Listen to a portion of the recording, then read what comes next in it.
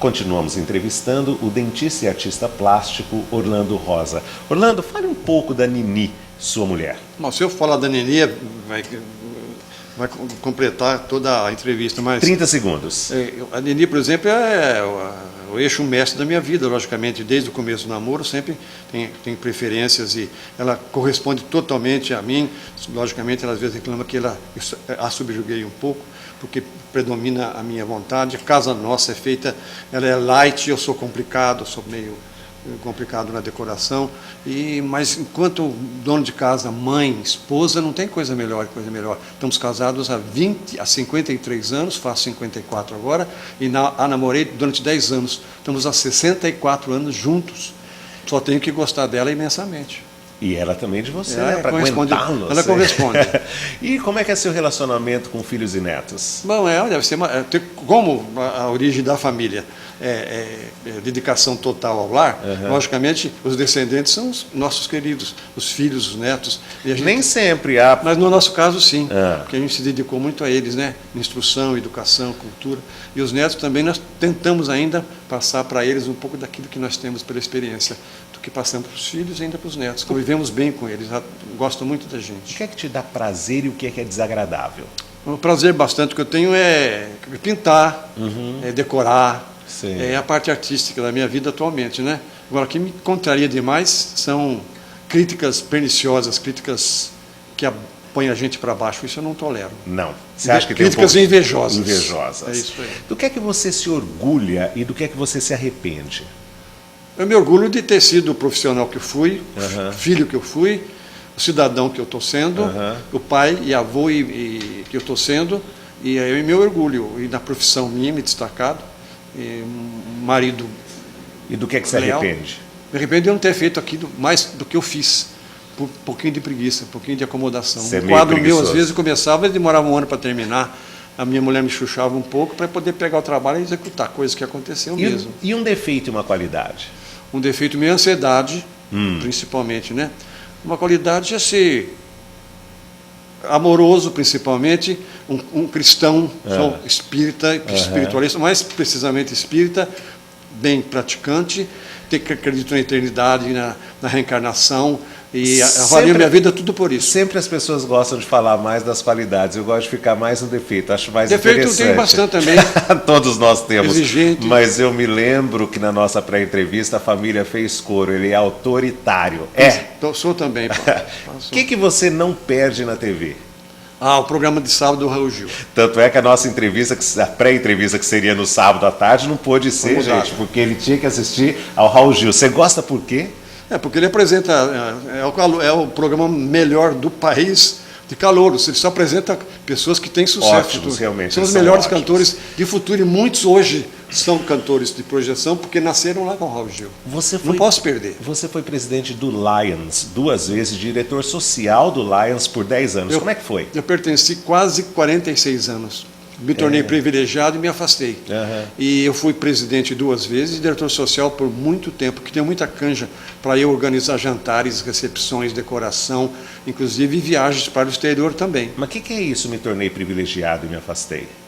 Privilegiado porque depois de um certo tempo, em todas essas entidades, a pessoa passa a ser privilegiado por não precisar cumprir regras do clube. Sei. Então você tem que seria obrigado a frequentar, não obrigado, espontaneamente frequentar as reuniões que você se interessa. Você só paga o consumo, não paga mensalidade, etc, etc. Você falou de viagens, houve uma pelo Lions, que você gostou muito. Foi uma viagem internacional que eu fiz, numa convenção internacional, que o mundo todo participa, e a caravana maior era nossa, de 3 mil brasileiros. Eu fui com uma caravana daqui, e foi uma viagem das mais maravilhosas que eu fiz. Para onde? Para Miami. E ficamos hospedados na Miami Town, Cidade Baixa, no Hotel Barcelona. E aí você desfilou na mesma avenida em que quem desfilou? Como existia um desfile de todas as caravanas do mundo, apesar das reuniões do Conventional Hall de Miami, e eu desfilei na Collins Avenue, avenida que a Marta Rocha desfilou uns anos antes. Então, foi uma vaidade minha que eu desfilei também onde a Marta Rocha desfilou. nossos 3.000 representantes do lar, desfilamos nessa avenida. E você já tinha tido a oportunidade de ver a Marta Rocha na sua redondeza, como foi? Porque residindo na Bandeirantes, vizinho do Nicola Fares, ele tinha projeção, tinha rádio, então ele que acolheu a Marta Rocha na visita dela à cidade. Sei. E ela ficou na sacada do prédio quando a população desfilava para vê-la. Então, eu me senti importante porque a Marta Rocha veio na minha rua e depois eu desfilei na avenida que ela desfilou. Que barbaro! Não só eu brasileiro, mas não só eu de Araçatuba, mas o Brasil todo. Falando de Lions, também me lembra de Araçatuba Clube. Você foi diretor social do Araçatuba Clube em 77 e você restaurou os murais do Araçatuba. Fale disso. Eu sempre fui participante como sócio do Araçatuba Clube. E com o tempo, com a evolução, eu passei a exercer cargos, inclusive de diretor social, na época do Pierre Américo Baquete, que era presidente. Então, decoração do clube, contratar artistas, tudo era feito pela gente. Sim. Fazia parte dessa diretoria. E eu decorava o clube e sempre participei de todos os eventos do clube. Fez carro alegórico. Carro alegórico, comandava os cordões da cidade, minha filha participou do açucareiro, do carro alegórico de Miss Primavera, da cidade, do clube. Orlando, aqueles painéis, murais do Araçatuba Clube foram pintados por quem? Feitos por apesar de conhecer aqueles painéis desde o momento da execução, porque eu acompanhei o Franco da Sermide, o autor daquele trabalho, eu era muito amigo do Franco, por gostar de arte, ele também era um artista famoso, eu participei e fiz amizade com ele, frequentava a minha casa, e a frequência era constante. Então eu participei de todo o trabalho dele, tanto é que quando precisaram restaurar o trabalho do Araçatuba Clube, eu me propus, porque eu conheço, eu vi ele trabalhando. Então eu restaurei e já 2 vezes, porque infelizmente a cidade não coopera nessa parte de conservação das obras de arte da cidade. Eu restaurei já 2 vezes. O Araçatuba Clube está sendo vendido. Você sabe o que vão fazer com essa obra de arte? Eu li pelo jornal, a notícia que eu tenho, que parece que tem 2 compradores interessados que iam dar a resposta aqui em abril, dia 1º de abril. Então, a preocupação do jornal, inclusive já está saindo esse assunto no jornal, é a preservação desses murais. Como é que vai ser conservado se, por acaso, o prédio for reformado, alterado por uma outra função? Então, eu acho que a cidade já pode se alvorar nesse sentido de tentar pensar como nós podemos, inclusive o Departamento de Cultura da Prefeitura, pensar como nós vamos conservar esses.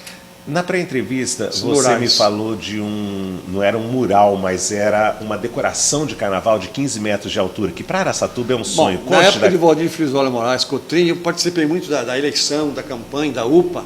Então, nessa época, eu com o Mauro Cardassi, meu amigo, a gente se envolvia nessas coisas, porque ele gostava disso. O pai já era tradicionalmente carnavalesco, ele também gostava. E como eu tinha esse dom, eu esboçava figuras, e nós executávamos com serralheiros figuras monumentais para ser expostas, penduradas com cabo de aço em prédios, aí no edifício Clipe, e penduramos um alecrim, uma figura toda iluminada e colorida. De 15 metros. De 15 metros de altura. E também o palanque de desfile, tudo era ornado com figuras que a gente executava. Como é que você começou a ser restaurador? Bom, como trabalhando no consultório com a habilidade manual que o profissional dentista tem, eu já me interessava, restaurando as coisas em casa, entendi que eu tinha tendências também para isso. E meus clientes de consultório começaram, olha, não tem uma peça que quebrou, um prato meu de parede, comprou uma porcelana, um cristal quebrou, falei, traga aqui que eu vou arrumando. E aí começou a me interessar pela restauração. Diz que agora você é restaurador oficial, por exemplo, do Colégio das Irmãs. Certo. É isso? Certo. As irmãs sempre me chamam para consertar as peças quebradas. Presépio da Matriz. O presépio foi restaurado há questão de 4, 5 anos, estava encostado fazia 10 anos, restaurei as 15 peças, fiquei 3 meses trabalhando lá na própria catedral. E os vitrais da Santa Casa, você que fez? Vitrais foram...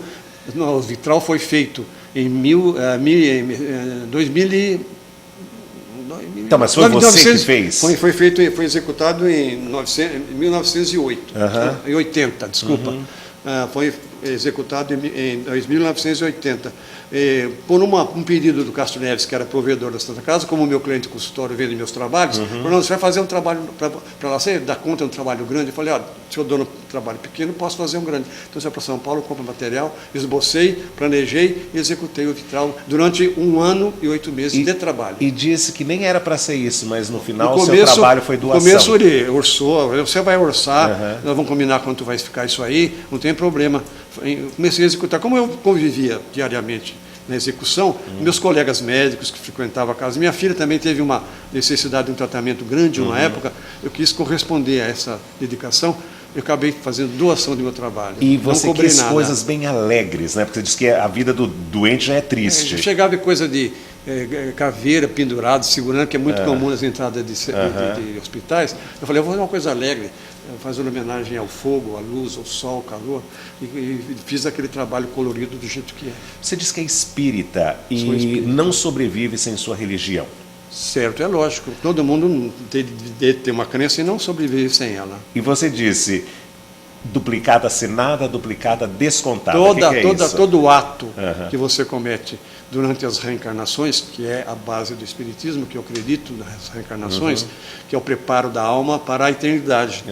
Então, conforme o nível de restauração, se você assinou uma duplicata, você não paga no banco. Então, se você fez um mal lá atrás, a não sei quantos milênios, ou recentemente, você tem que, na encarnação seguinte, pagar. Descontar. Matou, tem que sofrer. Falando em reencarnação, você diz que se sente artista de outras encarnações. Certo, eu acho O que é que você quer para a próxima? Eu quero continuar como eu sou, me dedicar, aperfeiçoar mais nessa parte artística. Um profissional, talvez, não possa escolher outra profissão. E no núcleo familiar, você quer manter Quero o mesmo? continuar a mesma família, que a família é a essência de tudo, né? Porque a família é eterna. O que Araçatuba significa para você? Araçatuba significa praticamente, porque a minha vida profissional começou aqui. Então eu sou o que eu sou, graças a Araçatuba. Para terminarmos, o que é que você ainda quer fazer antes de morrer? Eu queria fazer, além de continuar produzindo mais, pôr de lado um pouco a preguiça, continuar produzindo mais como artista. Como artista. Não deixando de lado a vida familiar com os filhos. Eu quero empreender uma viagem que eu não fiz. Fiz várias outras, mas essa eu não fiz. Vou dar a ainda. chance de fazer uma.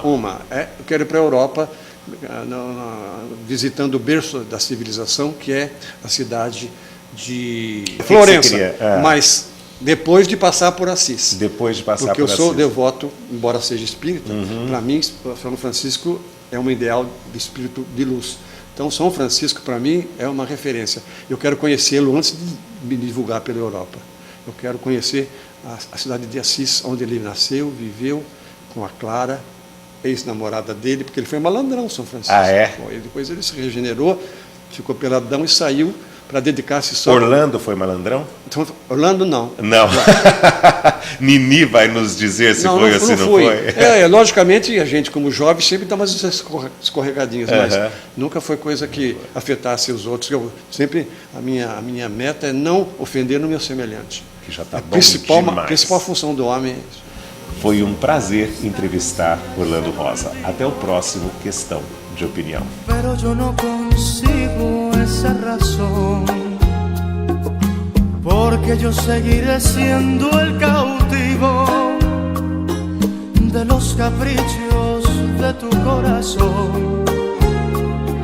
Supiste esclarecer mis pensamientos, me diste la verdad que yo soñé, ahuyentaste de mí los sufrimientos. La primera noche que te amé. Hoy mi playa se viste de amargura.